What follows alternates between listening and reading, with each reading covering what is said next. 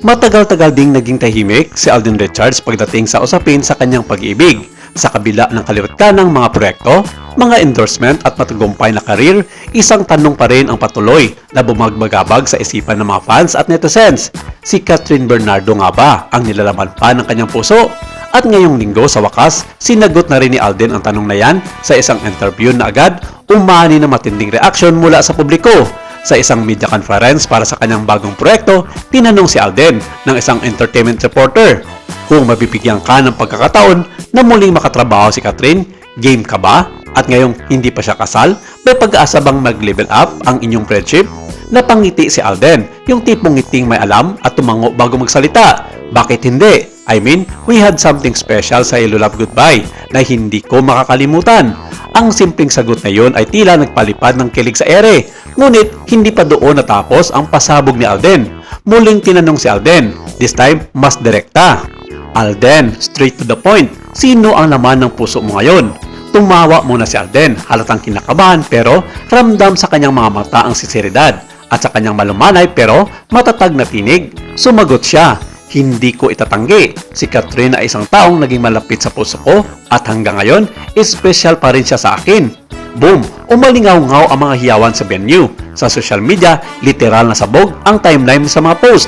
Wala pang opisyal na payag si Catherine tungkol sa naging sagot ni Alden pero ilang mga netizen ang nakapansin sa kanyang post sa IG ilang oras matapos lumabas ang interview. Isang selfie na may caption na, "Genuine smiles are hard to fake." Kaya naman, lalong lumakas ang usap-usapan na maaring may unfinished chapter pa sa pagitan ng dalawa. May mga fans na naniniwala na parang dumaan sa heartache sina Catherine at Alden. Kaya masanda na raw silang pumasok sa bagong yugto kasama ang isa't isa. Matapos ang pelikulang Hello Love Goodbye noong 2019, naging napakainit ng tambalang Catden. Kahit isang proyekto lang ang kanilang pinagsamahan, naging matindi ang koneksyon nila sa publiko.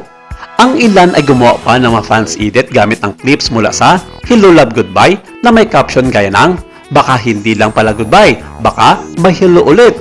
Ang ibang mga fans naman ay nag-organisa ng online campaigns para ikayatin ang mga producer sa pagsamahin ulit ang dalawa sa isang bagong pelikula o teleserye.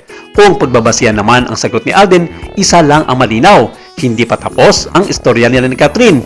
Hindi man niya direktang sinabi na in love pa rin siya, ang kanyang kilos, mga ngiti at mga mata ay nagsasabing higit pa sa simpleng pagkakaibigan ang namabagitan sa kanila.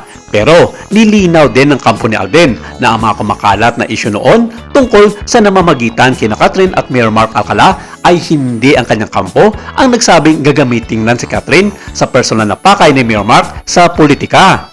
Matatandaang lumabas noon ang mga balita na baka magamit lang ang kasikatan ni Catherine Bernardo sa pagtakbo ni Mayor Mark Alcala sa mataas na posisyon sa gobyerno at pagkatapos nito ay babuna si Catherine sa buhay ng mayor.